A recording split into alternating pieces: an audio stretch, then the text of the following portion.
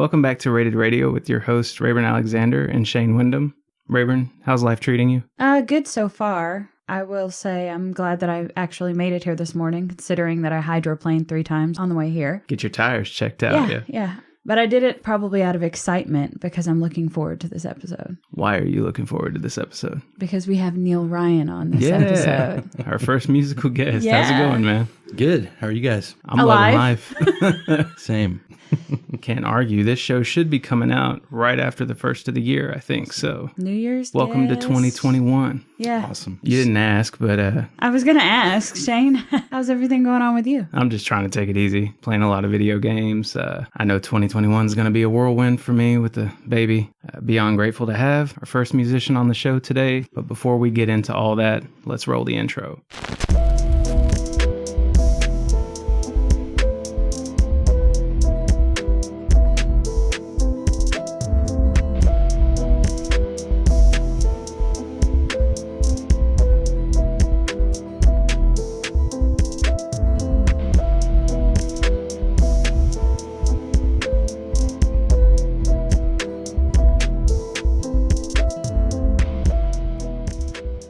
Anyway, welcome to the show, Neel.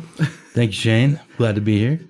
So I'm going to go through some stuff and ask you what I need to ask you, and then we'll talk about Chris Isaak for a bit. That works. So how do you and I know each other? I believe we met when we were working at Sally Beauty's headquarters. Was that the greatest experience of your life or what? Absolutely. No, it was not.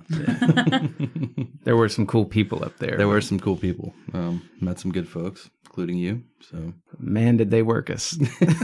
Slightly. You know, when I was moving from customer service to HR, I almost didn't take the job, even though I knew Amanda. Because when we walked into the room to meet everybody, I remember nothing except Rhea, because she looks exactly like my ex-fiance, dude. That's hilarious. I was Awkward. happy to find that she is a very different person. Right, yeah. Yeah, that was an interesting experience, you know. I like to think that it's somehow led me to where I am now, but, you know, glad that it's over, for sure. Always writing that next page. Definitely. So we talked about you last time you were supposed to be on. We pushed everyone towards an interview you did a while back, mostly about your photography. Yeah. I wanted to ask, have you ever thought about putting a book out just full of your photos? Yeah, that's almost like a lifetime ago, my photography journey, but there's still part of me that, you know, would like to venture back to it, or at least kind of go back and cull some of the things that I've done over the decades and maybe put them into some sort of, you know, volume, so to speak, someday. Yeah, definitely don't give up on any of the dreams. Keep them on the back burner, man. It's still there in some capacity. When I was going back over some things that I knew about you, I knew that one of your favorite films is Night of the Hunter. Yeah, absolutely. And if people have never seen you, you do look quite similar to the main antagonist of the film. Well, I appreciate that. I was going to say, is that a compliment? Yeah. Okay. I definitely take Robert Mitchum as a total badass, in my opinion, so I'll definitely take that. Maybe for the music someday you should like recreate the cover of the film or something. His look in that movie is just incredible. A lot of that movie was inspired by old German exploitation, light and dark shadows, things like that, and the costumes were really, really awesome too. So if nobody's seen that movie, you should. It's fantastic.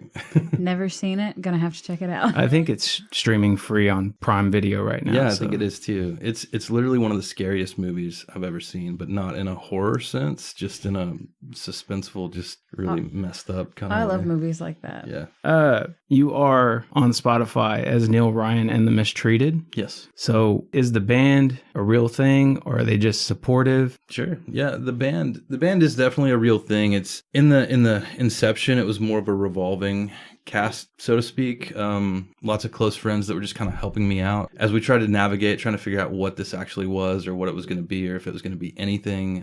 The band actually started just out of a painful divorce kind of thing. It's just a method to semi-cope, I guess, and put emotions out. So it's kind of just snowballed into something else entirely at this point, which I'm grateful for. But the guys that I have now are permanent permanent members. So the Mistreated are a real live thing. Cool. The real people. They're real people. Real people, real problems. Get But to know them someday. That's I not think. to say, though, honestly, as it's gone on, I have thought that it's lent itself to being a revolving cast. It could be, with me being the mainstay, Right. obviously. But yeah, that's, there's no real hard or fast rules at this point.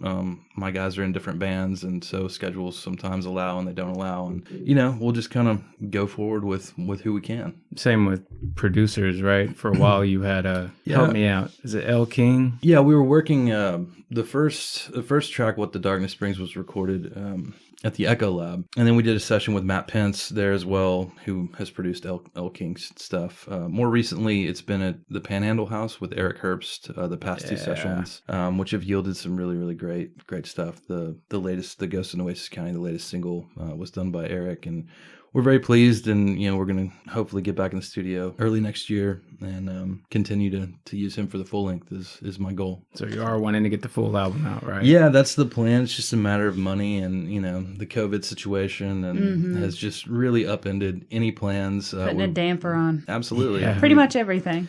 Yeah, and I'm certainly not alone in that. There's, thousands, hundreds of thousands of musicians that are out of work. Everyone's struggling. I'm thankful that I do have a day job, which is, very helpful at this point. But yeah, it's really upended my entire plan, to be honest with you. Releasing the record as a 12-inch format, putting it out ourselves, it's an investment. We're not able to recoup the money, can't play. Merch is sitting in a bedroom. I mean, it's just, and again, I'm not alone. There's tons of people feeling the same thing. So we're all just kind of waiting, I guess. Yeah. Can I just say how cool that vinyl album looks? Yeah, Well, thank it's you. gorgeous. Thank you. I can't wait. It's not available on Amazon currently. I don't think so. It was at Mad World Records. I don't know that it's available anywhere online outside of our website at this point, I think. Because I know you have it, Shane, but I've been itching to get it too, to add it to my collection, because Shane and I both collect vinyl records, and I'm missing that one. So I gotta get that one. I will send you a copy. Oh, thank you. Where could people go to get that? You can go to neelryanandthemistreated.com to order it. Again, I think that's the only place online, because COVID spiked right around the time that it came out. And literally we just kind of dropped the ball on where it was going to be. Everything. Plans got rearranged, so that's where it is right now. And I would be the one actually shipping it out at this point. So someday I'd like to get away from that, but you got to do what you got to do, yeah, man. I mean, it's full grassroots DIY still at this point, which I feel like I'm 16 years old again, trying to push my high school band. That's what most people want, though. It's surprising. Most people do want to buy direct and get something that's signed, or they know you've had your hands on it. Yeah, it's a whole different thing when you know that somebody's actually handled it, especially the artist. That's very true, and appreciated from the artist standpoint for sure, as all of that goes into my pocket or the band's pocket, and we don't have to share that with anybody else. So, that's definitely helpful for sure. Yeah, this past week or so, we've launched our merch shop, and that's been a whole new thing for us. Very cool. Very, very corporate. We just we just host it somewhere else, let them print it and send it, and we take our little cut. That's everything I do. I don't spend money up front, and that's probably why I haven't succeeded as much as I would like to. Sure. I mean, doing that though is quite an investment when you do it up front. So I totally understand. Yeah. My hats always go off to anyone who actually goes to the studio, gets it done, and it's worth the money. I can tell you that both of the songs that you put out are phenomenal. Well, thanks, man. I appreciate that. Which one's your favorite? Starlight Black is what I keep falling back to. I don't know why. I think now it's because I associate it with my son from the road trip. He wanted to hear it again. That's really cool. Yeah. I'm a big fan of What the Darkness Brings. I like that one a lot. Well, thank you. Welcome. I appreciate that. They all come from I'm an artist that draws for inspiration from real experiences, and whether there are metaphors involved in the songs or not, they come from a very real place, and to me they mean something that's probably entirely different than my audience, but I'm glad that people connect with it on any level. So thank you. Welcome. It's always weird as a songwriter, I think, to wonder about how people are hearing versus how you hear it yourself. Sure. But I guess as long as people are taking something worthwhile away from it, then that's really what matters. Yeah, to me, that's really all that matters. In fact, if we have time, I have a quick story about What the Darkness Brings. That song was actually written right after a painful divorce that I went through. It's kind of the first foray back into music. I'd taken a hiatus for a long time. I was pursuing photography. And, it's lyrically about death on the forefront. To me, that was about the dying of a relationship. Fast forward 5.5, 6 years, I was dating someone else who had lost their father to suicide. And the first line of the song, Sweetheart, There's a Rope for Me, she associated that with her father. And that created this whole connection for her with the song in an entirely different meaning than I had actually intended. Right. So that was really cool to see, that someone picked something away from it that, was just a metaphor when I wrote it and took it to a whole different level of meaning for themselves. So I don't mean to ask something completely random sounding. Are you still getting the nothing but cakes every year? They've switched to what did I get this year? I got Tiff's Treats this year. We were just talking about that. I got Tiff's Treats this year. Yeah, so every year I've gotten something, and that's not as painful as it used to be. Yeah, I was gonna say there's something very warm about that, and I don't know your story. I'm not gonna jump into all that for you, but I can't imagine somebody from my past doing anything for me, much less looking out for birthdays and things and sending me things. That's. I'll just say this: life is strange, and you never know what is waiting for you around the corner. Yeah. And it's been a surprising existence. I'll just say that. Wild ass ride for sure. Yeah, absolutely. So you've got a favorites playlist up on Spotify on your artist account. I do. Just mentioning that so that people will go listen to that as well if they're on your page there. Check that out. It's got some good stuff. I think we've got some Chris Isaak on there actually. Got some Roy Orbison and some other good stuff. A band that I like a lot called Tiger Army out of Los Angeles, California, and just a smattering of other stuff. Things that definitely I think show the influence of your sound. Absolutely. I think that playlist is actually, subconsciously probably put it up there just as this is kind of what makes me tick. And you can hear a lot of that into what I've parlayed my influences into, what the Mistreated actually is as well. It always struck me as something of a placeholder for eventually I'm going to have all of this music here taken up by my own. Yes. And I look forward to that day. I can say that. So do I, and I appreciate that. I'm very much tired of seeing 3 tracks on Spotify. You get it done, man. You get it done. I wanted to ask, since you missed out on the last show, why The Clash? The Clash, for me, even though my music is not necessarily similar to The Clash, Joe Strummer, this is such a compounded answer to your question. That whole band, from Joe Strummer to, Mick Jones to Paul Simonon, they all just individually do something for me on some level that specifically like Paul Simonon, his fashion style. I mean, he's just he could be a model. Maybe he was a model, I think, and he just kind of, he took his fashion sense and just kind of sprinkled it all over the band, and they all, looked a certain way. And Joe Strummer's charismatic, but raucous, just frontman, but very compassionate and doing it for the cause. It's such a shame that he's not around anymore. And then Mick Jones is just an incredible guitar player. He had such just beautiful melodies, and, it was just a band that worked together. If you took any component of that band away from the original 4 members, in my opinion, and you actually saw this, they wouldn't have been what they were. Yeah. It was a sum is greater than the parts, 100% kind of thing. I had a question. Yeah. What genre would you classify Neel Ryan and the Mistreated under? I've often been asked that, and that's such a hard question for me to answer because I feel like hard questions. No, man. Good. I'm glad you did. I don't know that there's one real genre that it can be. I mean, I think at its core, it's rock and roll, honestly, or at least the attitude behind it is rock and roll. There's influences of country in What the Darkness Brings, like 50s country, to straight rockabilly and psychobilly kind of stuff, all the way into kind of Roy Orbison and Buddy Holly influences as well. When people ask me, I just say it's rock and roll with some other things just kind of mixed in. Everything you just said, I completely agree with. Well, I don't disagree at all. I caught all of that while listening to y'all. Well, I'm glad that translates, because those really are my core influences. Ricky Nelson is a huge influence of mine. I love old Western movies and spaghetti Western, soundtracks.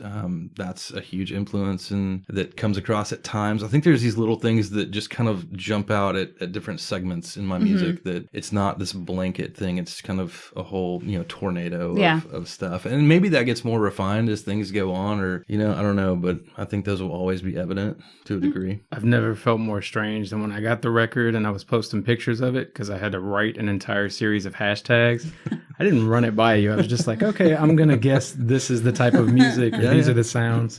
Anyway, which artists have most influenced your music? I think we kind of covered some of that. Sure. Chris Isaak's been a huge influence on me, honestly. My vocals aren't nearly as dreamy as his are, but, just in the approach that he has towards his music, I think I've taken a lot from that. And there's his guitar player that's no longer alive, and who was on the first 4 albums, James Calvin Wilsey, was probably more of an influence than Chris himself, but just this kind of just picking the right notes in the melody to play.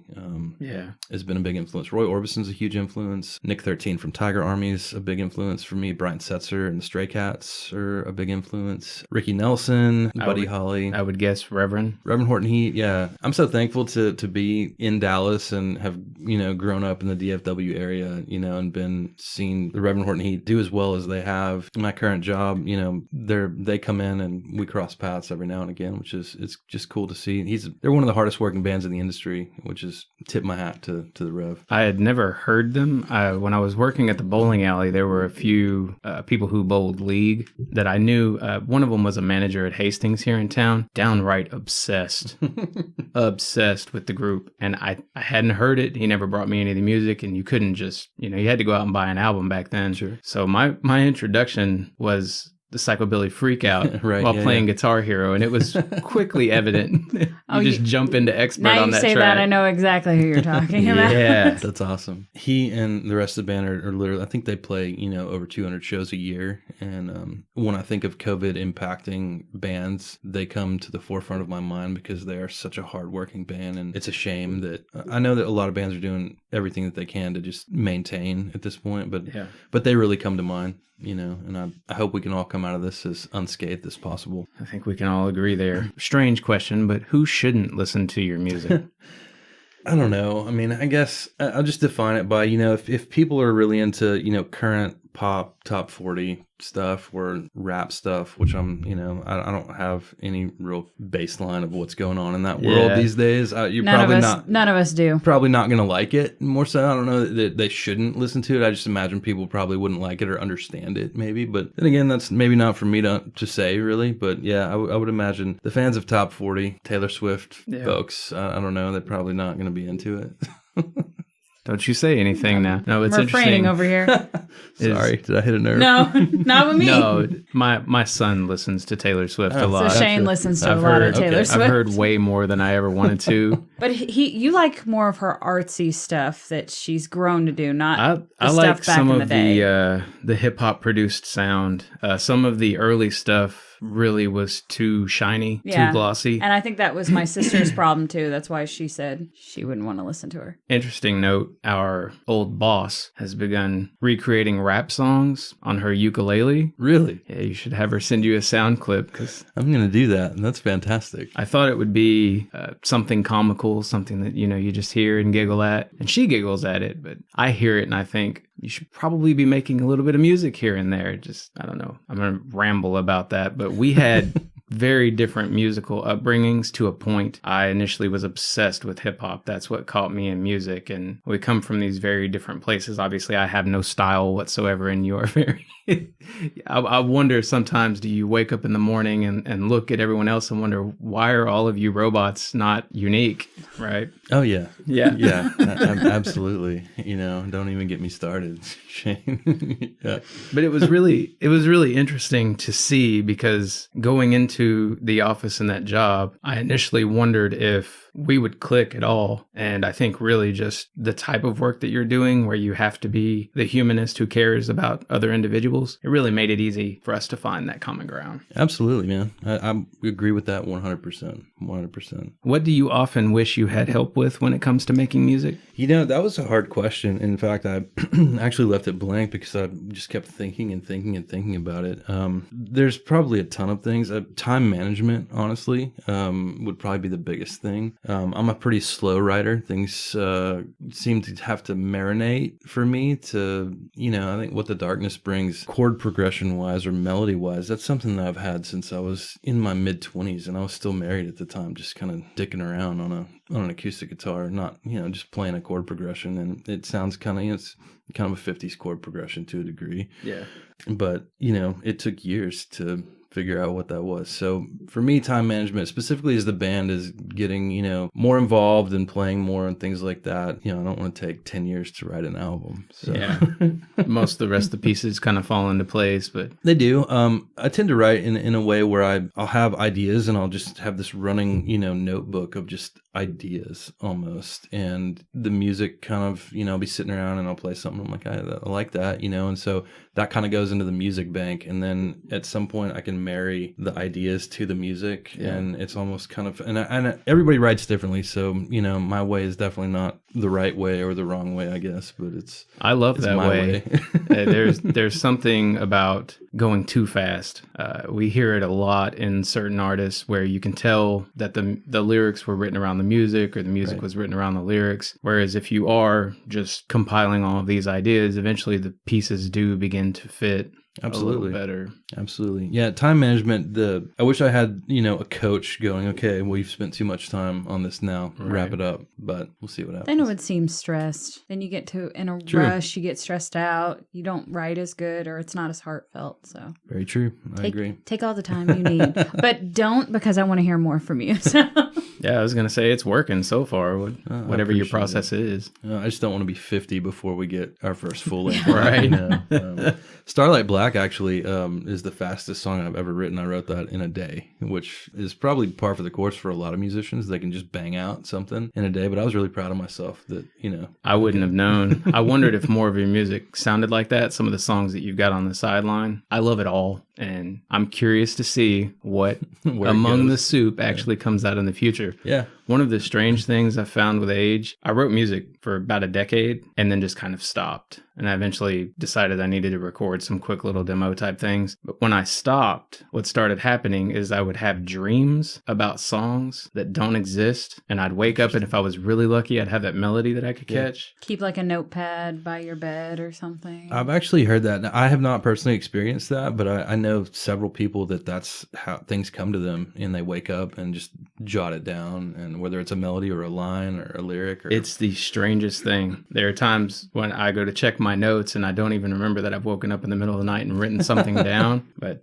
I think our brain is just trying to keep us reminded of what we need to be doing. Yeah. Very, very true. Very true. Sorry, go ahead. No, you're fine. I was going to say, well, you talked about What the Darkness Brings. What inspired you to write that? Without going down like the woe is me rabbit hole, I touched on, I went through a pretty painful divorce. I was with someone for a very, very long time, and it ended, and we've all experienced heartbreak and pain, I would imagine, and literally, that's kind of the motto of the band, or it was, that it's all predicated on heartbreak and pain. So at the forefront, the music's kind of sad, in a lot of ways, but that's, again, me drawing from personal experience. So What the Darkness Brings is about literally being afraid of what the future holds, and a relationship dying out and not knowing what's next, because that's all I've ever known, kind of thing. So that's, at the core, that's what that song about. Now, Ghost of Nueces County is also about my ex-wife as well, but in a different capacity than What the Darkness Brings. So What the Darkness Brings came out in 2016, I believe. Ghost of Nueces County is 2020. So we fast forward 4 years, and I'm in a different place with a different perspective. And even though the character is still around in capacity, it's a different vantage point, so to speak.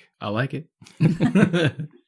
What's your favorite part about creating music? Honestly, it's the energy level. When everything is, when you're locked in mentally, it's almost like this telepathy kind of thing where you don't even have to speak to your bandmates or whatnot. You're all locked in. It's all going on all 8 cylinders. It's just, you're going, there's nothing like it. Nothing like it. Shane's had that with video game partners. Video game partners? Like people that you play games with, my boyfriend included. Just dismiss everything else I ever do and talk about video games. Shane knows what you're talking about on video games. Yeah, to be there for the show, you could kind of tell that it hit and you felt it. Yeah. And I've always wondered, because I've never done the stage thing, and I probably never will. So I wasn't. Don't say that. Well, I don't know. The hard part is I want to do a million things, and there's only so much time. Very true. So really, you have to decide where you're going to go. Yeah. You know where you're going to go, an open mic night. Duh. I'll go with you. It'll be great. Who would you most like to make music with? Oh, man. There's a saxophone player out of Fort Worth.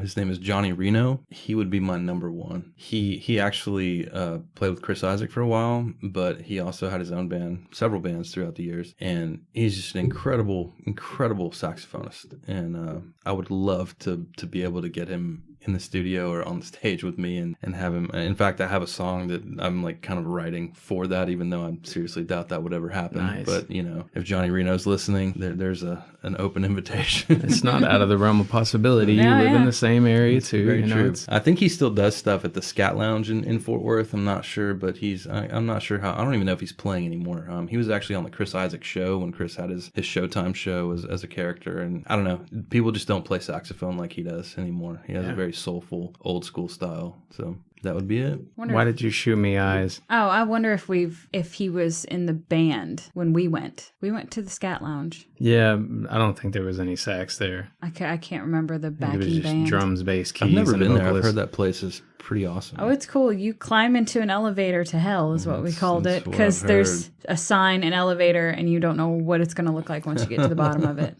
It's a really beautiful, welcoming environment. That's awesome. I'm going to have to go at some point. You ever see It's really cool. like the old films, you know, where they've just got the dancing going on right in front of the stage and people all dressed up, Tiny having all their tables. There's, highball like, drinks and this stuff. blue haze over the entire crowd. That's awesome. Yeah, it's cool. Were you ever part of another musical act? I was in high school. I guess I was in 9th grade. This might be a long-winded story, but I started a band with two of my best friends at the time. Didn't know what we were doing. We were all punk rock kids, you know, just we'd learned who the Clash were and the Cramps and all these bands, and we just decided that we wanted to start a band. So I was going to play guitar, and my buddy was a drummer, and we had another buddy that was a bass player, and you know, we just kind of kicked it off in a bedroom, and it, you know, was silly and dumb, but over the next year we figured out that we could all kind of play and we worked well together. So long story short, it turned into a pretty real thing, so much so that I actually quit high school to go on tour, and we had a 7-inch out and a CD, you know, back, it was kind of when CDs were at their height of their popularity, you know, late 90s, early 2000s, and you know, we went on tour and it didn't really work out. You know, I was still pretty young at the time, and kind of mixture of emotions of having quit high school to pursue what I wanted to do, but then not knowing what the future held, you know, and musically it just wasn't working anymore. So we disbanded, and I really didn't play music much after that until, you know, What the Darkness Brings, you know, 15, 20 years later. Yeah. So what was the sound like? Was it still more in line with what you're doing? no, these days? not at all. It was, you know, kind of pop punk emo stuff from back in that era of things. We were influenced by a band called Jawbreaker, a lot of, you know, just kind of 90s Sunny Day Real Estate, kind of early 90s emo stuff. Yep. So, yeah. I lived all of that too. I probably came in on the back end. You are a little bit older than I am, but it's okay. There's a youngin' in the room. I I'll have leave that nothing to alone. contribute. I'm 6 years younger than him, and apparently I'm an infant. I feel like You're an an old ass infant, man. What song do you most enjoy covering? Crazy Crazy Lovin' by Johnny Carroll and the Hot Rocks. Johnny Carroll was this rockabilly cat from the 50s, was in a movie.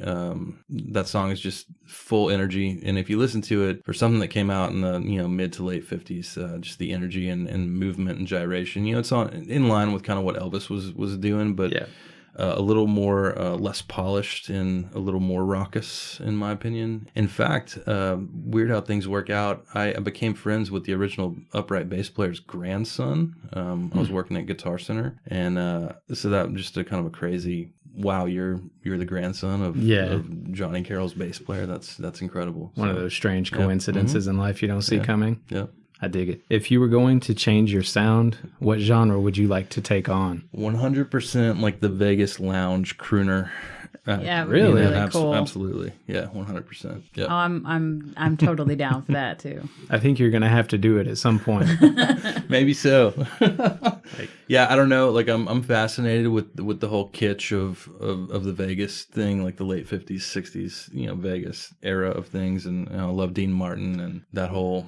I've just always had a soft spot for that kind of Perry Como kind of. Yeah. Which is funny that you mention that, because every time when I listen to your music, I always think of the Vegas desert. I don't know if that translates to anyone else, but that's exactly what I think of, like as far as like the setting. Awesome. That totally works. I don't know if that's a compliment, but I meant it in a compliment. It's absolutely a compliment. So. Absolutely a compliment. I think people have going back to the what genre is your music question. I've often told people I don't. It's rock and roll, but if I had to describe it, it's kind of California desert at midnight in an old car with the top down, desolate. Totally agree. Cannot even disagree with that description. You ever feel like you were born at the wrong time or in the wrong time period? I do, which may make me sound insane, but yeah, I do 100%. I don't relate to much, honestly, in what we're seeing in the modern world. I have my little house here, I have my own little world that I live in. I collect vintage furniture. Maybe I did live a past life at some point, and it was a good one, and I can't shake what, can't let it go. Yeah. But yeah, absolutely. I just don't relate to a whole lot that's going on in the I think people are different on a terrible level these days, as opposed to. But I also think people tend to romanticize, the 40s and 50s and maybe the early 60s, and we still had our problems back then. I think a lot of people picture it as this idyllic, just super positive world, and the women coming out with everything was so carefree back then. It's just get to thinking about it. You're like, was it? There was still drugs and poverty and plagued with problems. But I do think things were simpler back then, and I think that, in my opinion, that's not to get on a whole different segment, but that's part of the problem with the world today is it's just way more complex, and nobody knows how to digest it all. So I choose to just kind of live in my own little space. And there's nothing wrong with that. No, more people need to do that. I've given a lot of thought to the fact that I was watching a stand-up at one point. Can't think of the guy's name off the top of my head, but he talks about how if you always are the way you were when you were growing up, that you'll always be happy. It took me a long time to realize that most likely reflects a desire to not be inundated with this complexity. Sure.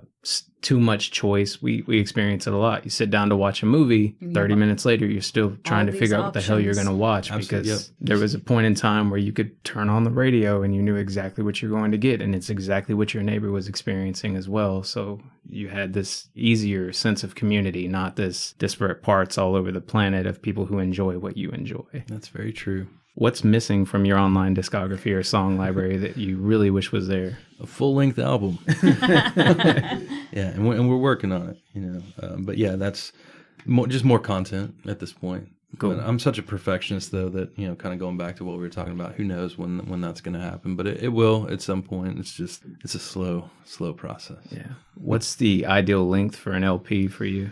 For me personally, it's probably, between 10 and 12 songs, closer to 12, I would imagine. Same. It's, you always have, I don't want to call it filler material because I don't know that I necessarily believe in that as personally. Everything that I do, I want it to be top notch, I don't know. And everybody's perception of something is different. So who knows? But yeah, 12 would probably be the big winner in terms of number. I saw recently that's supposed to be becoming more popular because we do live in the online age, and people will forget an artist exists if they don't keep hitting them with singles and not small, but not the 20 track LPs that people have been putting out for a while. It's the way people consume, we'll just call it data at this point in our existence is so different than how I grew up and you grew up. I would imagine I've been told as an artist don't do the LP because it's dead these days, and you'll suffer the consequence of that because the attention span of the listener isn't there anymore, and they want something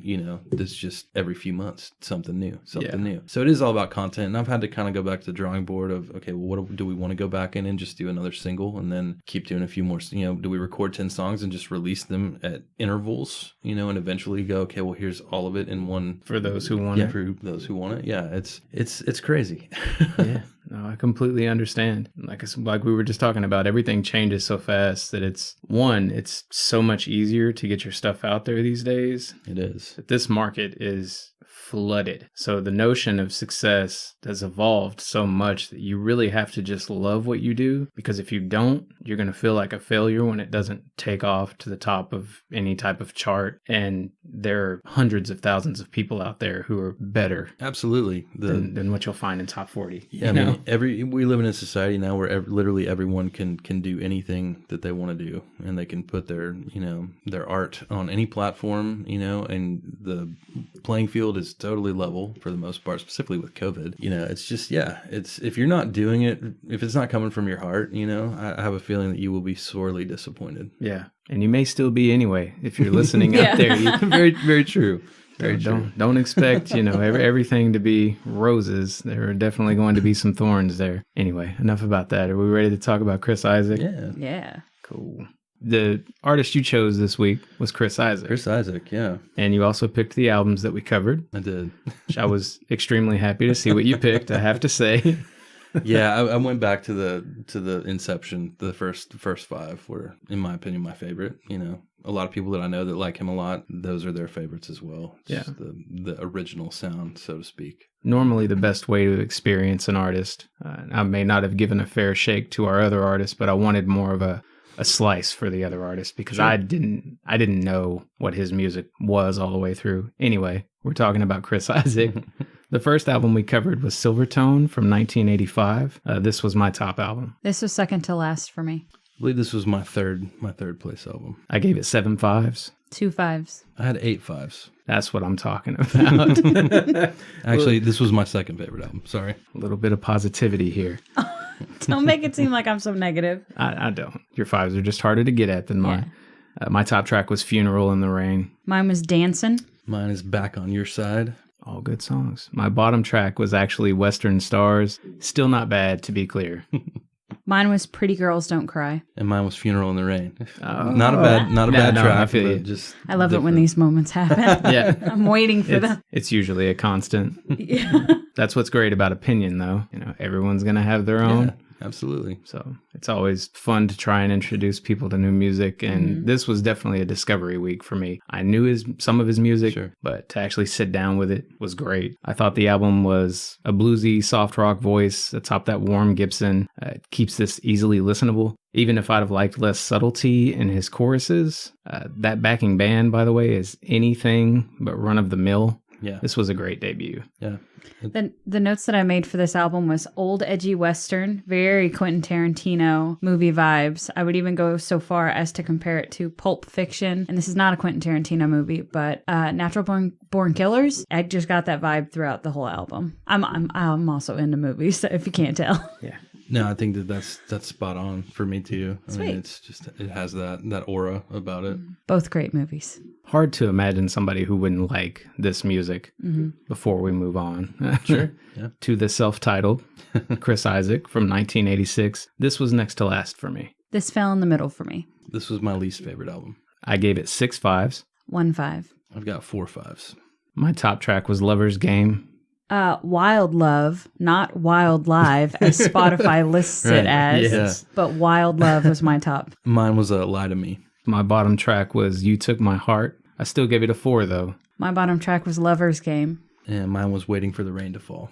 So 80s bass, 60s guitar, unexpectedly complex drumming, and dreamy vocals. What's not to love? I said that this album led more in the rock aspect, a lot more rockabilly sounds, a lot more guitar, a lot of more rock inspiration with this album. So that's the vibe that I got from it. Yeah, the production on this album is very different than any of the other albums. To me, the production's very dated. When we look at it today, it screams 80s, which isn't a bad thing. It has a very Morrissey vibe to me, which is not a bad thing. It's just not my favorite. Next album was Heart-Shaped World from 1989. This was my runner-up. This was also my runner-up.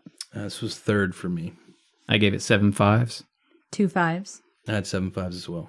My top track, much to my own surprise, was Blue Spanish Sky. It's a great one. I gotta give it to Wicked Game. Yeah. Mine is I'm Not Waiting. Bottom track was Don't Make Me Dream About You. Still solid. In the Heat of the Jungle. Mine was Forever Young. This one's a more sultry country Spaniard mood than his previous efforts. It really shines in the slower moments. Chorus work is stronger. I'm noticing some of his songs have off-putting intros, but turn into solid tunes. Mm-hmm. Lots of Elvis vocal vibes here. And this album also had, I think, my strongest vibes. On this album, for me, he leaned more into the dark, slower paced aspect of his music. And I think that's someplace that his vocals really shine. So I appreciate his slower, more hypnotic songs as opposed to the fast-paced ones. Even though I did enjoy a lot of fast-paced songs, it highlights his vocals in a completely different way for me. I agree with that. And this is also the album that really catapulted his launch into stardom, with Wicked Game. And definitely a bigger production. There was more money involved with this album. You can tell just from the production value. Yep. Next album was San Francisco Days from 1993. This was my bottom album. This was also my bottom album. I've apparently lost track. This is my second place album. Okay. Okay. It's all good, man. We want to hear what you have to say about it, not necessarily what your rankings Yeah. are. I gave it 3 5s. I gave it 1 5. I've got 7 5s on it. My top track was Round and Round. My top track was Waiting. Mine was Beautiful Homes. I hate to say it. I know it's popular, but San Francisco Days was my bottom track. My bottom track was 5:15. Mine was Lonely with a Broken Heart. The problem for me with this album was it recycled a lot of the same musical formulas. I'm not saying that it's bad. A lot of it fell in the middle for me, a lot of threes, but it's just the same formulas that we've heard in the past albums. And I just wanted him to bring a little bit more to the table to really land those 4s and 5s for me. For me, this contained more acoustic and beach pop sounds, which just didn't work well for me. It feels like an homage to oldies, and I applaud the effort, but see it as a bit of a step backward. Most of this album got 4s. Wanted to mention he covered Neil Diamond's Solitary Man here, and I definitely gave that one a 5. For me, it evokes a certain feeling, and I think that's why I related to it so much. There's like Beautiful Homes. There's such the band. I just feel like the band was working better on this album than in previous albums as a unit, and I think that's why I related to it more and liked it more than maybe previous efforts. Yeah. It does feel kind of raw. Feels like less of something that was produced in a studio and more of what you're going to hear if someone's sitting down to play their songs for you. Last album we covered was Forever Blue from 1995. This was my middle album. This is my top album. This was my top album. I gave it 6 5s. I gave it 5 5s. I have 13 5s. That's a perfect rating, y'all. Yep. Yeah. Top track was Somebody's Crying. My top track was The End of Everything. My top track is Somebody's Crying. Bottom track for me was Going Nowhere. Bottom track for me was I Believe. I didn't have a bottom track. I think this album is absolutely flawless. Sounds familiar, huh? Yeah. You see, what I was talking about earlier, it sounds like we come from very different musical backgrounds, but when you get into the realm of opinion and the way, no bottom track has a perfect rating.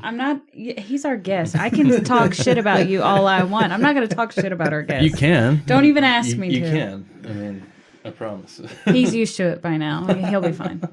So I'll give my contentious opinion here. It was a return to his smooth rock style, but the backing instrumentation, I felt like it played second fiddle to the guitar. The bass and the drums felt slightly more predictable to me. More of it's going along to get the song along. It's holding the beat, moving us forward. Not as much pop. I was really feeling the drums in most places throughout here. So I did find for myself that there was some lackluster lyricism in this album. Not a bad thing, just a little more basic than what I'd grown used to on some of the other albums. And see, with this album, in my opinion, being much slower, and the uses of pace, again, it highlights his vocals, and I think that that's really the standout in all of his music is his vocals. I mean, you know exactly who it is when you hear it, and it's the front runner of all of his music. So with this album, I just think it boosted it a little bit more. I totally agree. I think the vocals are the strongest suit. For me, this album, just front to back, in my opinion, it's one of the most solid albums that I've ever heard, front to back from a musical standpoint. Just the gamut that it's crossing. It's just a relatable thing for me.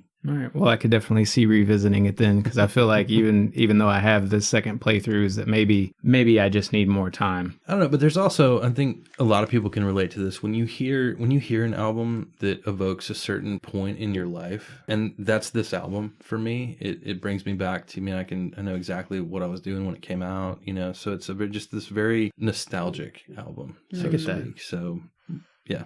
I get down with the nostalgia over here. Yeah, she does. And I'm always, because you can tell, like, there are lots of crossed out things here in my paper. Mm-hmm. It's because when I listened to it the first time, I go back to listen to it, I either thought too highly of something or didn't give it enough credit. Things do take time when you're listening to music. There are plenty of times where I hate something that I hear on the radio and then I can't get it out of my head a day later. It's just the nature of the beast. Yeah. That happened a lot with The Clash with you, right? Oh, yeah. The Sandinista That's still album? happening. That is still happening, man. Can't remember which album it was. Anyway, we're not here to talk about The Clash. We're here to talk about Chris Isaak. They popped into my top 5 artists from last year. Yeah. And it was, what, a month, maybe a month and a half? Anyway, moving on to the questionnaire. Mm-hmm. What was everyone's weirdest track? In the Heat of the Jungle. Mine was Voodoo. I said Going Nowhere. I thought the music was a little generic and it wasn't my style lyrically. What about a best title? Living for Your Lover. Mine was Back on Your Side. Shadows in a Mirror. Worst title? And what would you have used instead? Tears. And what I would have used instead was Waterworks. Only because you see a lot of songs with the title Tears. I just think Waterworks, yes, it's a little bit more wordy, but you don't hear a lot of songs with the title Waterworks. I don't know. I'm not a songwriter. Mine was Round and Round. I would have gone with I Don't Love You Anymore. That's a song I would listen to. Worst title for me was Accept the New Girl. And what I would have used instead was You Hate Me If You Know Me. That's basically what I took away from the track. Okay. What was Chris Isaak's strongest element? Hypnotic vocals and guitar work. Vocals hands down for me. I went with a blend. I think his signature sound is his strongest element. And for me, that's a combination of the guitar tone and his vocals. Both of those instantly recognizable for me. Weakest element? Okay, so it was difficult for me to choose, but I said the vocals sometimes can be off-putting, especially in faster-paced songs. He doesn't articulate as much. He doesn't focus on the range of his vocals as much in faster-paced songs. I said dated production on a couple of the albums because going back to, the Morrissey vibe, you can just listen to something, you can instantly know that it came out in the 80s. And I think that sometimes that can be detrimental. I do think it works for Chris Isaak, but it's not my favorite aspect of things. You definitely can hear, and I think that's why people do come back to 80s so often, because there was such a technological leap there that everyone felt like they had to be on the edge of the knife. Absolutely. And damned, I'm pretty sure most people were forced into it, most musicians in the studio. But weakest was stuff to do with the lyrics. He said, I love you as lyrics a lot, which I don't really have a problem with. It just felt a little basic after you hear it in so many songs. Little lines like that on occasion. I just felt probably could have tweaked it a little bit, just waited a little while, found something else to use on occasion. Did anyone catch how many times he used the word blue? It's a lot. I caught it a lot. It's a good word. It is a good word. Apparently. It's my boyfriend's name, so apparently I like it. What do you think Chris Isaak sounds like? Stray Cats, Dire Straits, Elvis Costello, Elvis Presley, Roy Orbison, at times Tom Petty and the Heartbreakers, and Neel Ryan and the Mistreated. Thank you. Yeah, hands down Roy Orbison for me. It's the dark moodiness of what Roy Orbison's later career also evoked, but also Elvis Presley as well. Those were my two biggest. Yep. It sounds like Roy Orbison's vocals are probably the closest thing you're going to hear to Chris Isaak. Absolutely. Or vice versa. Yeah. What I said was I wrote a handful of things as I went throughout the discography. I would have said Roy Orbison meets Jeff Buckley. The sounds go well. Or if you want to get even more into the woods, if you hear this and you like it, go listen to this artist for sure. The Cure meets Misfits. Some of the music really dug that for me. And then towards the end, George Thorogood meets Tom Petty and the Heartbreakers. I can definitely hear all So you that. did hear the Tom Petty. Yeah. Because I definitely heard it There was later something surprising about when we covered Tom Petty, which is I did not anticipate the band playing together as well as they did and creating such a memorable sound, but you get it out of this artist, which is Chris Isaak. You don't really expect a band to be backing him in such a full capacity. Right.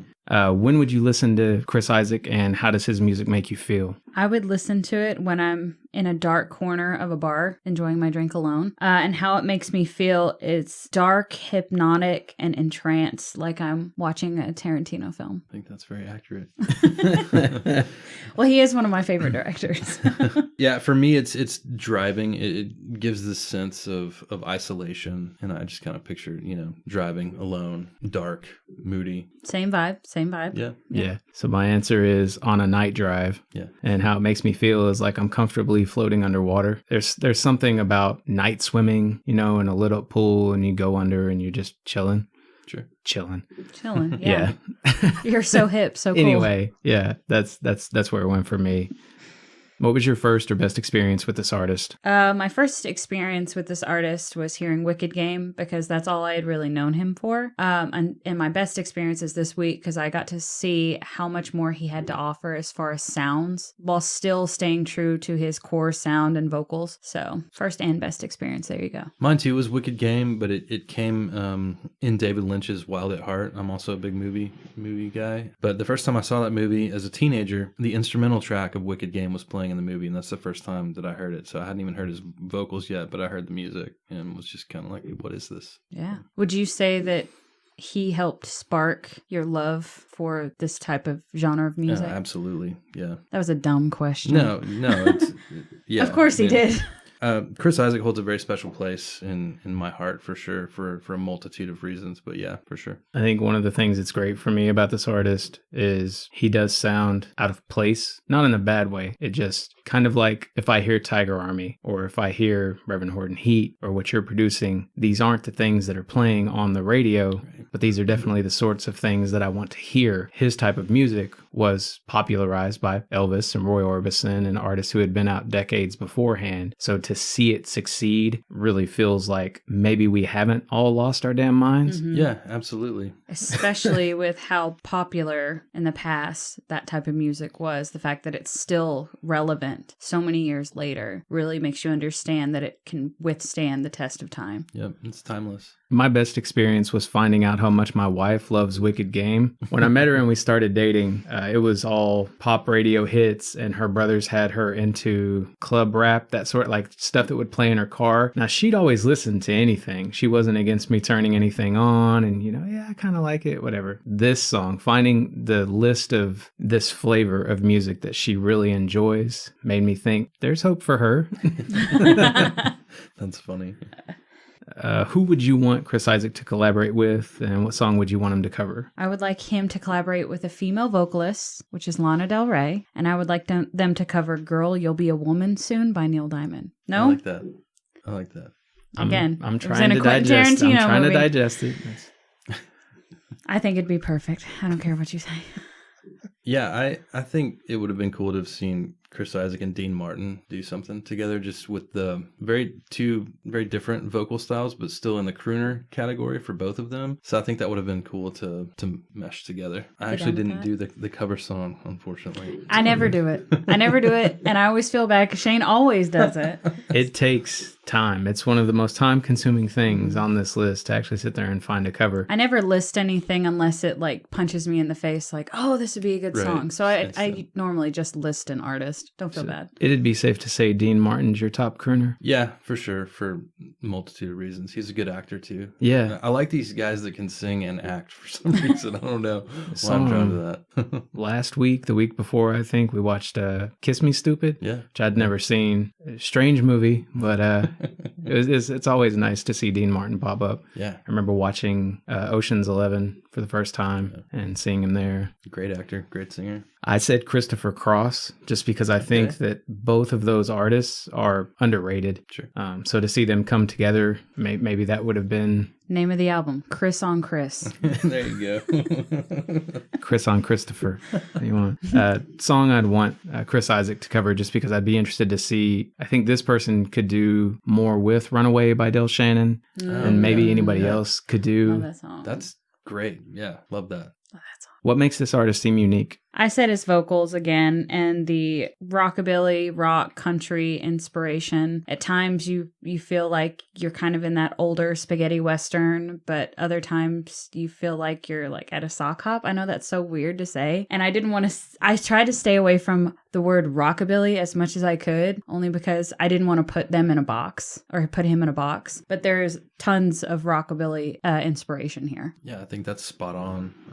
I think that's hard to deny. It's all over the place. Yeah, I said the haunting vocals, and haunting being the key word, the vocals, the guitar, especially when James Woolsey was in the band. It's the vocals coupled with his guitar playing is the Chris Isaak sound. There's this sense of loneliness and despair that also hangs over his music for me that really does it, whatever it may be. There's just something about it. I think we've talked a little bit too about how it's weird to recommend sad music to people, but there's something to say for how therapeutic it can be. I think that's why so many people lean toward it. We're all sad. Let's be honest. We're all sad at our core. I said what makes him seem unique is he's a fairly distinct mix of country, soul, and rockabilly. And really, if I'm being honest, rockabilly does hold all of those elements together musically anyway. It's a much more broad category of music than I initially thought that it was. Yeah. The more I hear it, the more I understand. Mm-hmm. How could this artist be most successful in the future? I would love to see more collabs and possibly a greatest hits album. I did not get farther down in the discography, so I don't know if he has one. But if he does, I'll have to listen to it. But I would love to see some collabs because he kind of stayed away from that early in his career and did a lot of just single stuff. So I would love to see how he vibes with another vocalist. Nice. He does have a greatest hits record. It's, just a smattering of stuff plucked from other, which is what a greatest hits album is. Well, I will have to listen to it because that's what I'm asking. There's actually a couple unreleased songs on there that's pretty good though too. I said, how could he be more successful in the future? I said going back to what made him famous in the first place. I feel like a lot of artists, and I guess it's just natural progression, specifically with a career that spanned multiple decades. You evolve, you do progress. But at some point you get so far away from maybe what you were doing initially, and sometimes maybe that's a good thing. But in his case, the most recent albums, they still have this. It's still Chris Isaak. It's still this reverbed out guitar, and it's unmistakable. But there's something missing from these last few albums, and I think a return toward the first two, possibly in terms of tone and subject matter, would, at least for me. No, I would agree. Yeah. So, I liked most of what he put out, even up to where we stopped. So what I said was release an essential double album focused on the signature sound. My problem with the greatest hits that he's got out is it is more of a random smattering. And you always want to know what the history of the creation of that greatest hits album was. Were they just looking at the singles that were released? Were they looking for a variety of sounds so people knew that there was more to him than Wicked Game? But I think if you stick to that sound where the Wicked Game falls into, people are not going to associate that song with every other song. They're just going to think this was his sound and he did a lot of good things with it. But you would need a double album because there's a lot of good music. There's definitely a lot. There is. Who would you recommend this artist to and why? Okay, this might sound stupid, but the only thing that I could say is, yes, I would recommend this artist, but who I would recommend it to, since there is such a nostalgic call for music like this, I said to anyone looking to fill their Elvis void and see what else this genre of music has to offer. I would recommend it to people that are lonely. I think that his lyrics and just the tone, the overall tone and subject matter of the lyrics is completely relatable to a lot of people that have been through pain and heartbreak. And so anybody that's lonely is going to dig it. And to piggyback off of that, the tonality is warm. So it's going to feel like it's keeping you company, like it's filling up the space and reminding you that there are people all over who feel whatever it is you're feeling. And we always come out of the other side. So stick with it. Very true. But yeah, great music. I do think there's a notion of company while you're listening to it. I said people who already like Wicked Game because there's a lot more of that sort of greatness here. And most people, I think myself included, had no idea that there was so much there. I was really worried going into it because I missed the boat by a few years. So Wicked Game was really all that I knew. And it was just good to experience. We did a special a while back where we had what I would think of as one-hit wonders, people I only knew one song by. Right. Those were not great experiences. This was a fantastic listening experience. Do we have any optional discussion topics? I do not, but Neil, do you? I mean, I could talk about any of it. He's just one of my favorites. I have a forever blue tattoo on my neck. So, he's part of my life. So you're a fan. I'm a fan. But nothing in particular. He had a show on Showtime for a few years that was really great. It was really funny. Really? Uh-huh. and fairly raunchy as well. So, he's a fairly decent actor. I'm listening. The whole band was actually the cast of the show, and it was this comedy, and it's hard to get. I actually have a bootleg copy of the whole thing off eBay because it's not offered legitimately for sale anymore. But yeah, I mean, I could talk all day long about. How do you feel about that sort of thing, by the way? Raunchy comedy, foul language. I don't take this the wrong way. There's something in the way you present that seems almost wholesome. I know. And the other thing I think that influences that is I got to listen to you on the phone as much as I did. True. So to hear that calm demeanor, that comforting tonality, there's also clearly you are tatted up. You have the outlaw style. I would guess that you're not really offended by much. No, not really. Yeah, I mean, raunchy doesn't bother me. I tend to think that my values are wholesome, as a whole, so to speak. But I'm your typical human at the end of the day. Yeah, so. I love it. I love when we have typical humans on the show. I wanted to mention that he wrote nearly everything we listen to, which is always a good check in the box. Absolutely. And I would love, if anyone's out there listening and cares, which they're not, but I would love a guitar hero that's just full to the brim of this kind of music. That would be cool. It doesn't exist. I know, but now I'm kind of intrigued as to what it would look like us sitting around playing it. Your dad would come over and play, I know that. Probably, but that's just another excuse for my dad to come over. And I'm trying to think of some examples. I know Miserlou by Dick Dale was on one of the Guitar Heroes. So much more complex than you think it's going to be going into. A Stray Cat Strut was on Guitar Hero too. That's cool. I hope those guys saw some profits from that. Yeah. Specifically Dick Dale. Produced a lot of good music. Anyway.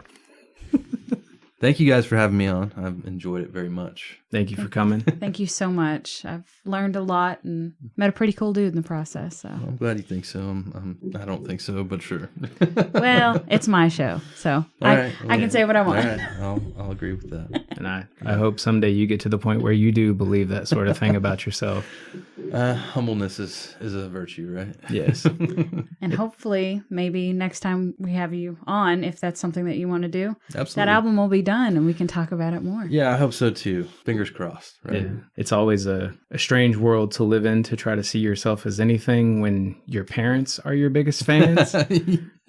But I think no matter how successful you are, that's always going to be the case. The little I've known about your parents or meeting them, I think they raised a great dude. Oh, thank you, man. I appreciate that very much. I'm always going to be glad you're in my life. Well, that's a two-way street. Yep. Very much. Well, thank you guys very much. All right, brother. Well, let's let you get out of here and we'll take our break and come back with more.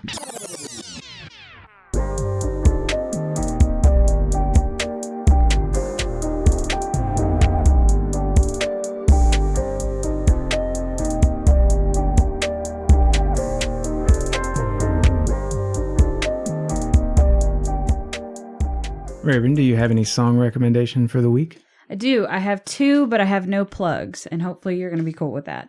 So my first song recommendation is a song called Motivation by Kelly Rowland and Lil Wayne. This came out in 2011, and apparently Blue discovered this song this past week, and that's all he's been playing. And it is highly over-sexualized, but in the best possible way, so I'd give it a listen. My second song that I want to recommend, even though Shane's tired of hearing about this band, is I Want to Get Next to You by Rose Royce. And this is from 1976. If you've ever seen the movie Car Wash, it does play in the movie Car Wash. Actually, Rose Royce did all the music for Car Wash, but highly underrated. My recommendation for the week is My Flaws Burn Through My Skin Like Demonic Flames from Hell by the Suicide Boys. I know that sounds strange and off-putting. This is a rap group that I've really been enjoying. Think the darker side of 3-6 Mafia and Bone Thugs and Harmony. It's just got a really good East 1999 Eternal vibe, Chapter 2 World Domination from 3-6 Mafia. I really enjoy the Suicide Boys, and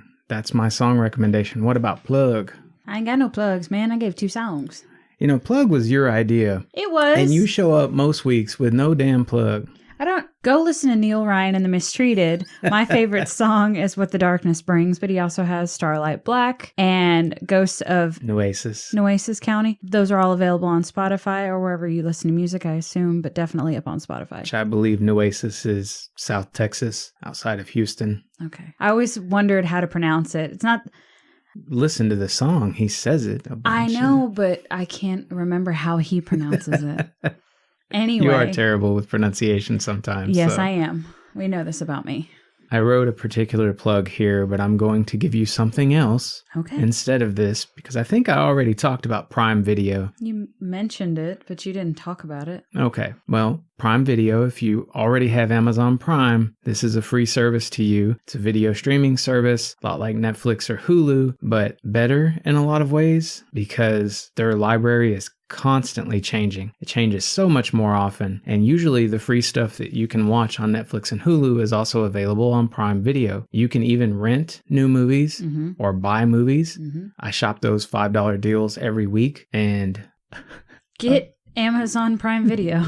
Yeah, it's great. Netflix and HBO have been moving a lot of their original content there as well. So for a while, there was something to be said about, well, you're still going to need to have Netflix if you want to see their original shows. That's becoming less and less the case. They're starting to sell them on Prime Video. The thing that I wanted to plug, though, because I thought I had already done Prime Video, the new season of Cosmos is available on Hulu, which if you missed the first season, I don't think it's streaming anymore, but you can buy it on Prime Video. One of the best shows you will ever watch for learning about science, the history of science, a lot of the stories of the scientists and what they went through, how we know what we know about the universe, and it's just things that you never probably learned in school. It's beautiful, great storytelling. Neil deGrasse Tyson does a great job, and I think I'm done rambling at that point. It's just really, really good. If you think you can hang with a nerd like me, I'm watching Cosmos. If that doesn't appeal to you, sorry about your life. Yeah, you got the wrong impression of who I am. Anyway, is that all we had for the break? Yeah, let's move on to our next We don't need an hour-long break this time? No, let's move on to our next artist. All right.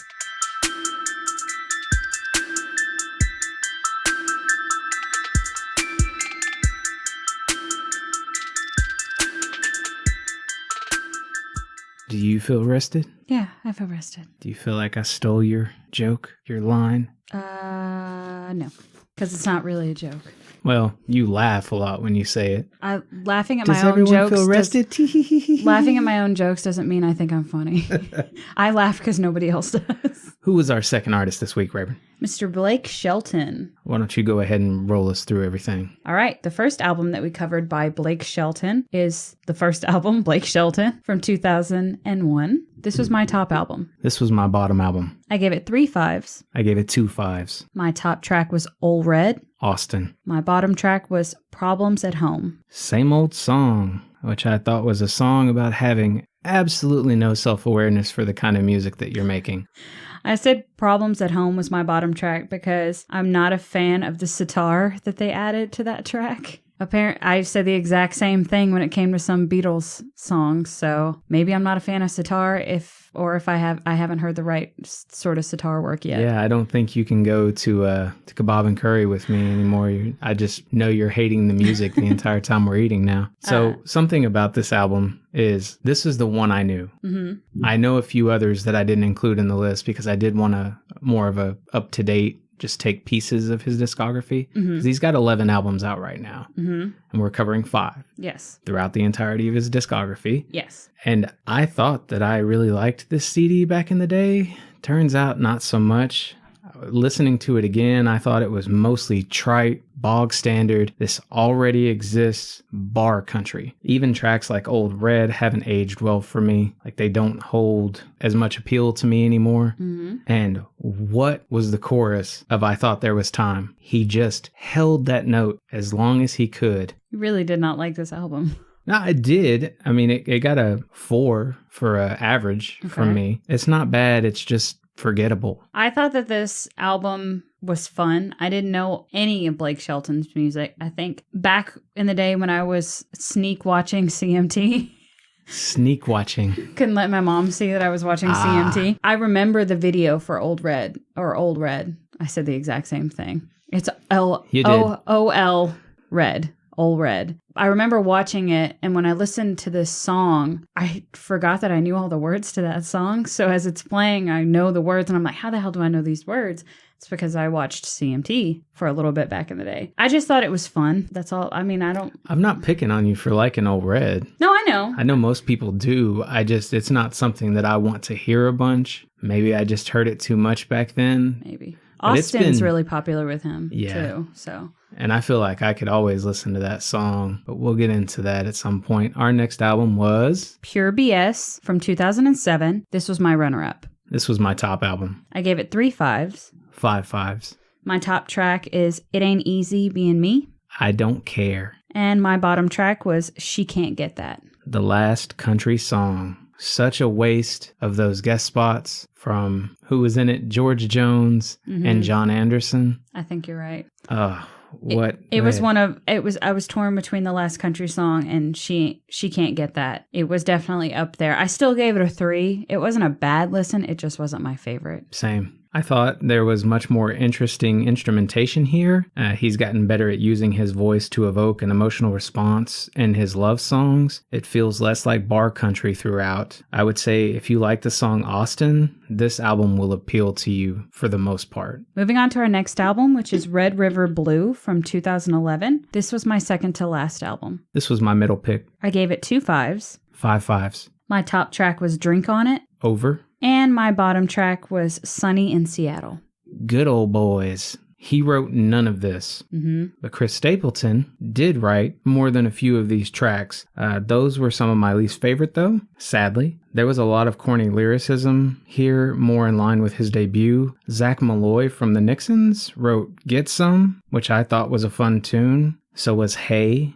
So he's having fun here that lands in some places, but his love songs are a little more difficult to take seriously on this album. Heavy pandering to country people. Yeah. I would say that this was overproduced, but played more to what was popular with similar artists at the time. It definitely falls into that pandering of what country music fans want. But one of the best things I think about Blake Shelton is he's fun. He can have those goofy songs that are just fun to listen to. I wasn't as big of a fan of his love songs, which is one of the reasons why I went, Old Red, Drink on It, and later on some other songs. I don't know if Buzzin' was on this album or if it was on a future album. But anyway, next album we covered was Bringing Back the Sunshine from 2014. This was my bottom album. This was my runner-up. I gave it 2 5s. 5 5s. And my top track was Gonna.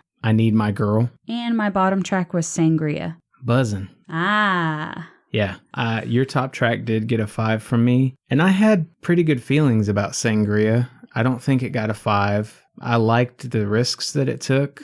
Probably more in line with Chris Isaak than anything else in this entire discography. But Buzzin', Lord. You want to tell me, you want me to tell you why I liked Buzzin'? You liked it. Of course you liked it. Tell me. Girls in Bikinis by Lee Brice. It has the same sort of vibe. And I liked Girls in Bikinis. Yep. So it's just stupid fun. It's too stupid fun for me. Nah. Like it's too stupid that it doesn't even make sense and I'm not having fun. That's my problem. This album was it had a more modern country vibe. It fused pop and light rock elements. Goes a long way in alleviating the grating twang in his voice. Lee Brice fans will appreciate this. Still corny and cliche, but enjoyable. And I did not mention Lee Brice just now because I think he has a grating voice or because he's corny and cliche. I just think that a lot of the songwriting here, not necessarily Buzzin', but a lot of the other stuff, were really strong 5s for me. And as we've discussed before, I liked Lee Brice quite a bit more than I initially realized that I did. Moving on to the next album we covered, which is Texoma Shore from 2017. This was my middle album. Next to last. I gave it 2 5s. 4 5s. My top track was Beside You Babe. I Lived It. And my bottom track was Turning Me On. Money. No more rap speech in country, please. Is there anything you want to say about this album? Absolutely. Okay, I'd love to hear it. Hokey lyricism damns this album. It's so close to good and fun that it hurts. Think Kenny Chesney, if he said goofy things in goofy ways. I realize he kind of does that sometimes, but even more so. Yeah. And you get this album. Some of it works, most of it doesn't. Do you want to hear? Next to last. You want to hear what I have to say about a lot of what we got going on here? Yeah. We get it. You're from Oklahoma. Yeah. Yeah. Yeah. Another thing was talking about old country songs and country music and Good old boys. You're writing songs about how you like other country songs. And it just reminded me of when rappers say their names in music a lot and how it just takes away from that same thing applies here. We get it. You're Mike Jones. And You're Jason Derulo. That one track he wrote on the first album, Same Old Song, was a song about how you're tired of hearing the same old country song on an album full of the same old country songs. Mm. I don't know. Maybe it's just been, the time in country has evolved to imitate Blake Shelton since then. And maybe I'm not looking at it through the right lens, but that's the way it came across to me. Anyway. What was the weirdest track from Blake Shelton for you? Buzzin'. It's the lyrics. Ultimate cheese. Hey, I like cheese. What about you? My weirdest track was Bringing Back the Sunshine. It started off sounding like Bleeding Love from, I think, Leona Lewis. Yes, it did. And then it transitioned into an AC/DC song. And then it transitioned into country. It was just a weird mesh it reminded me of a bunch of different songs. It was a feel-good song, and I really appreciated that about it. So I just thought it was strange, especially in the beginning, because I heard it is specifically those two artists. What would you say is his best title? I Thought There Was Time. I'll Name the Dogs. I wound up liking that song. I did too. I thought it was nice. I couldn't believe it. I saw the title and I was like, and I'm listening to it like there's no way in hell, but it's catchy and it is fun without being too corny for me I don't want to write it off. So yeah, it's a good song. Anyway. What about his worst title and what would you have used instead? Gonna. All right. I would have said Baby I'm Gonna or Hey Hey, because he says both of those things noticeably in the song in a way that you'll remember. Gonna. Yeah. Well, it's funny that you mentioned Hey, because Hey was my worst title. What I would have used instead is Word Play, spelled Plhey. Word Play. Moving on to what you think his strongest element is. For me, it was Rhett Akins' songwriting contributions.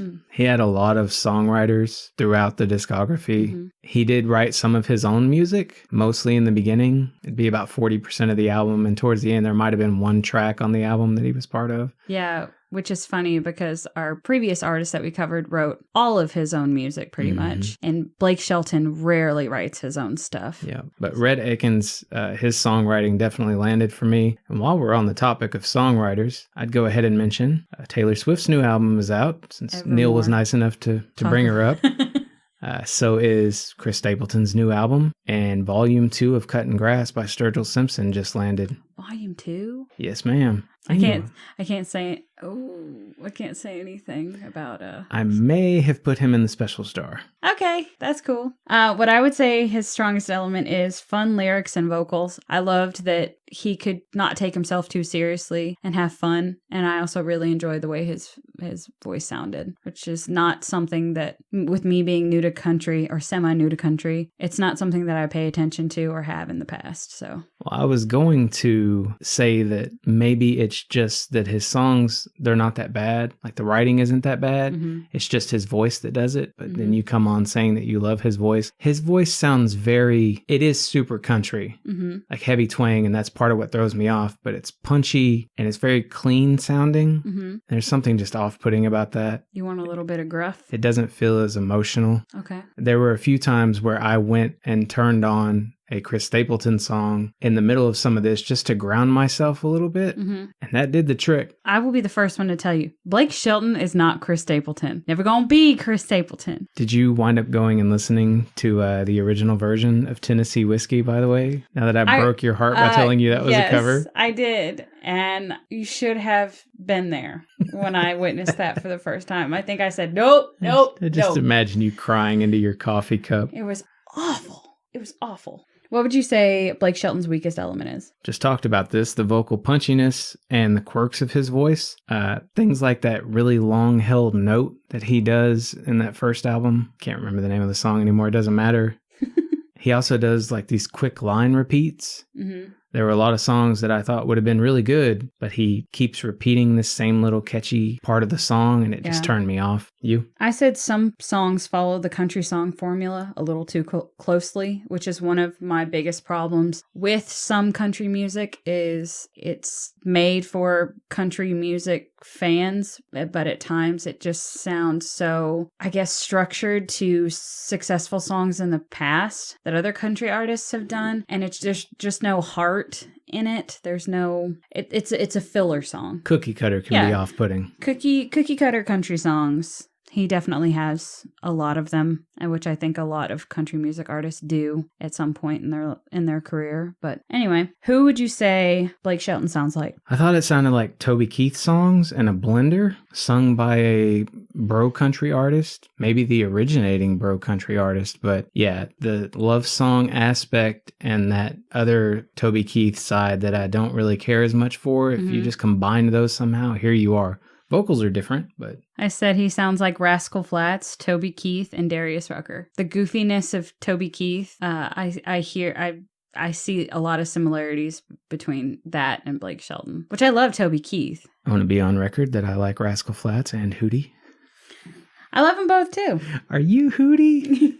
No, I'm the blowfish. When to listen, or how does the music make you feel? I said when you're trying to keep a bar full of drunks in line... and it makes me feel like someone's about to ask me to help them drink a 30-pack of Stones. I said I would listen to it when riding in the car, preferably down a back road. And the music makes me feel like I'm at a backyard party in summertime. So it makes me feel like summer. That's a feeling. That's a nice answer. Yeah. When was your first or best experience with this artist? I went with my best and said that the song Austin helped me with understanding that people tend to come back around after they've left. You know, there's a point, I think right about the time this was popular was the time of my life where people started falling off of the map, because that's really what happens when you hit your early 20s, you know, through to your mid 20s. You just lose a bunch of people. Yep. And even if it was just having some sort of hope that some people come back around, Austin really provided that for me. And I know I've been pretty negative about this artist so far, but I didn't have a bad experience with him. I just had a bad experience with about half of what was here. Just wasn't for me. The other half I thought was pretty great. Which, when we touch on why we didn't like a certain artist, that doesn't mean we're touching on what we didn't enjoy about the artist. That doesn't mean that we don't like the artist as a whole. I know, you know, people give us a lot of shit for what we've said about Radiohead and what we've said about Tool and other artists. Yeah, I'm mentioning it. I'm being the one mentioning it. We enjoy a lot of what they have to offer. We're just telling you what we didn't enjoy about them. I listened to Radiohead on the way here, so I've been listening to Tool most of this week. So. I'm sure plenty of people will be so surprised to hear that, but it's true. Just because we say what we didn't like doesn't mean we didn't enjoy it. What was your answer to this question? Sorry. Mine, I've already listed it earlier. Watching Ol' Red on CMT. That was my first experience with Blake Shelton. Who would you want him to collaborate with, and what song would you like them to cover? I'd like him to collaborate with Gwen Stefani, because I gotta hear how this works. I think I'll Name the Dogs is pretty close to his side of how it works, but I don't think I've heard hers. To hear them together, are they still together? They're engaged. Okay. And they do have a song together. It's a Christmas song, and I think it's You Make Me Feel Like Christmas. So since it's the holiday season, give that a listen, because I don't think, if I'm remembering that song correctly, I don't think it's bad, but there's something about them that works. Okay. I'll have to. The cover song for me is a song called Down for Mine by Ritz. Which is one of my favorite rap songs. Yeah, because if you're gonna kind of rap in some of your songs, let's see you go full hog on it. I want to know. With Gwen Stefani. Yeah, it's either going to fail miserably or it's going to be great. I tend to suspect it's going to fail miserably, and hopefully that will get you to stop doing it in your music. The only time I've ever heard that sort of thing work is when it's like a soulful voice, you know, that has all the imperfections and hits you. Like Chris Stapleton, I think, might be able to get away with it. I wouldn't want to hear it. He can get away with anything. But anyway, what was your answer?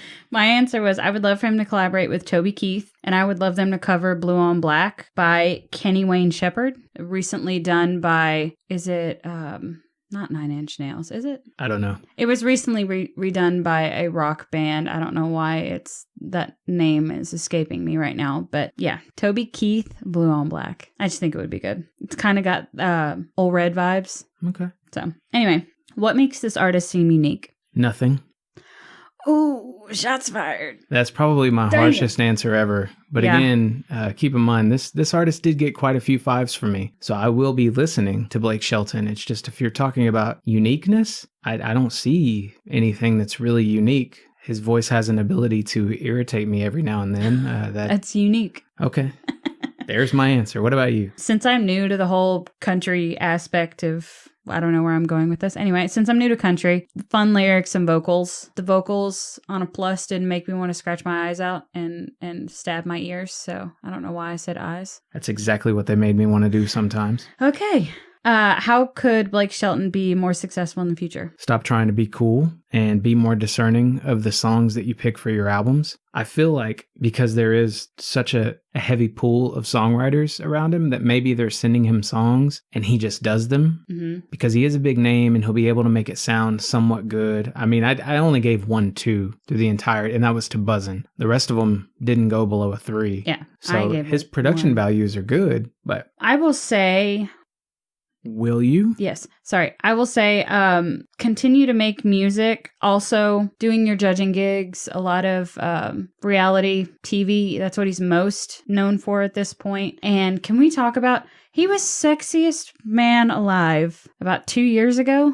Blindsided everyone. I think he's a good looking man. I mean, he's not a bad looking man, but when you think of like sexiest man alive, you don't typically think of Blake Shelton. I more enjoy his personality and how goofy and funny he is, especially when watching him on The Voice. He looks like a very tender, happy person. His country style, I know, does appeal to a lot of people. Mm-hmm. And I think he's got great hair. Yeah, he does have great hair, which it was long in the beginning of his career, which is funny. No, I'm not saying that he's bad looking by any means. I just think it caught a lot of people off guard when they selected him. But he's probably the most well-known today than he has ever been. I hear his taint is very smooth. Ask Gwen, not me.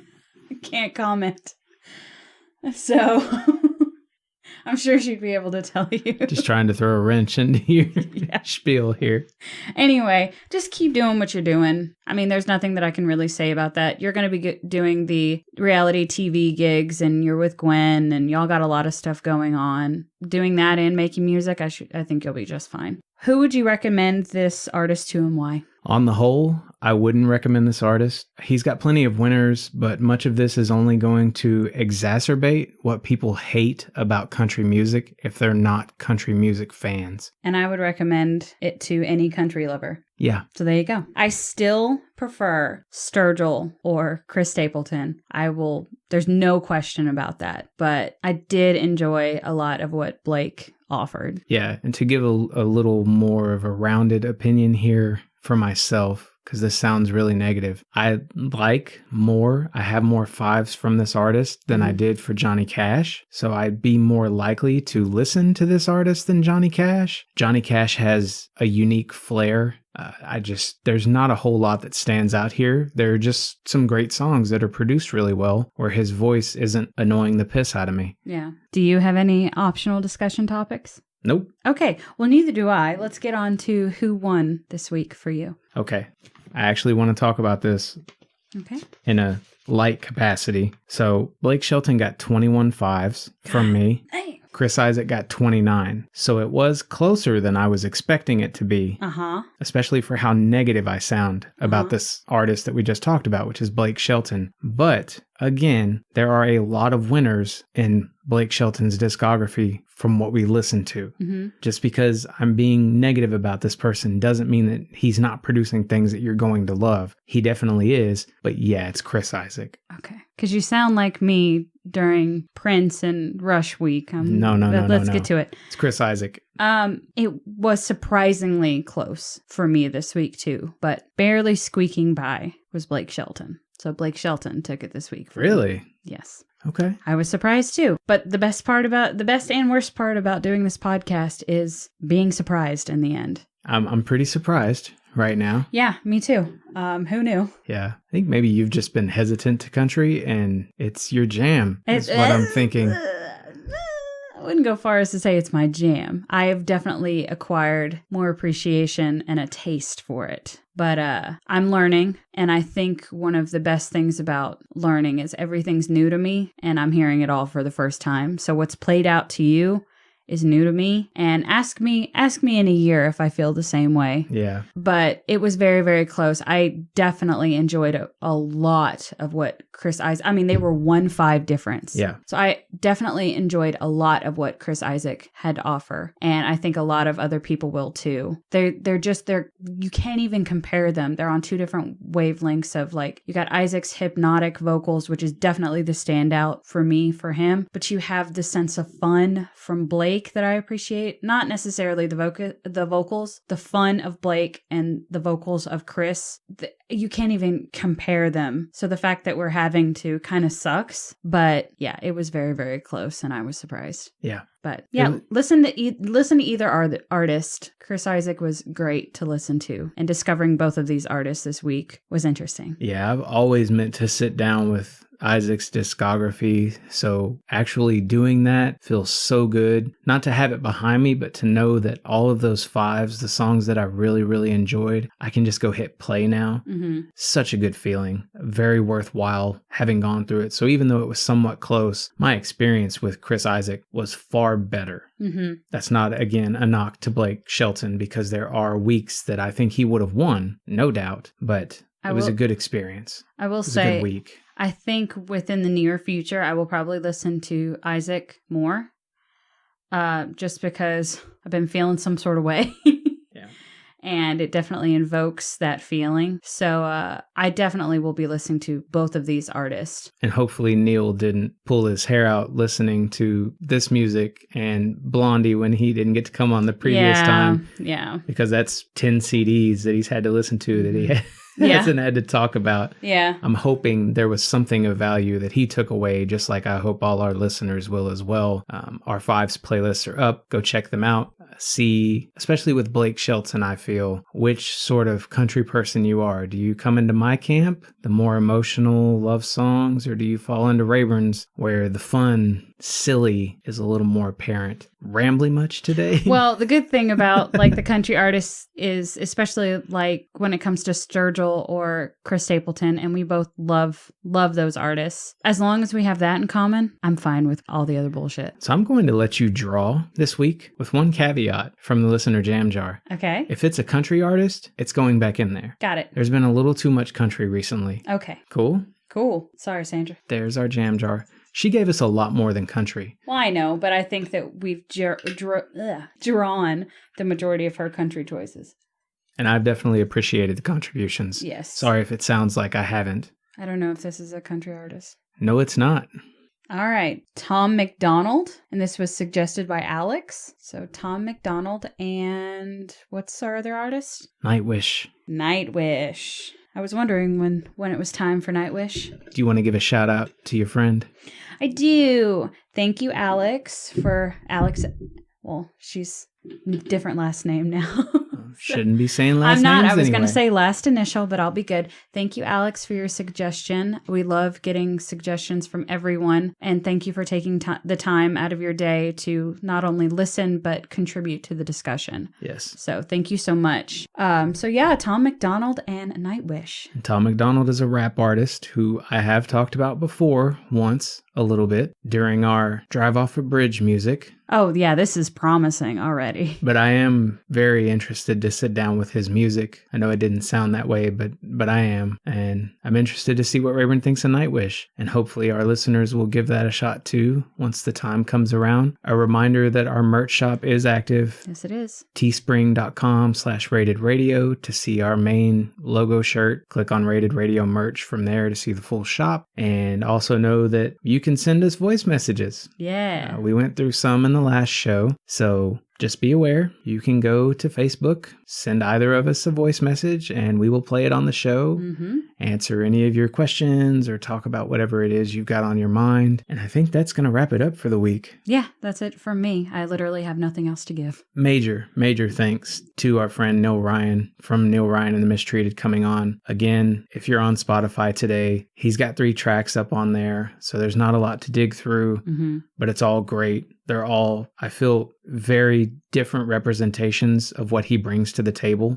A wide range of musical styles among those 3 tracks. So please go give that a listen. This is an artist that I really do support. It's not just that he's a friend of mine and somebody that I feel I grew a little closer to than I ever anticipated just working with him. But I know a lot of musicians, and this is one that I really can get behind. Completely get behind. I love what he's doing. But that's going to do it for this week. Come find us online and let us know what you want to hear next, because it's what you choose to share that ultimately makes your melody unforgettable. You can email us at rated_radio@yahoo.com. And with that, we're gone again until next time. Fill your world with music.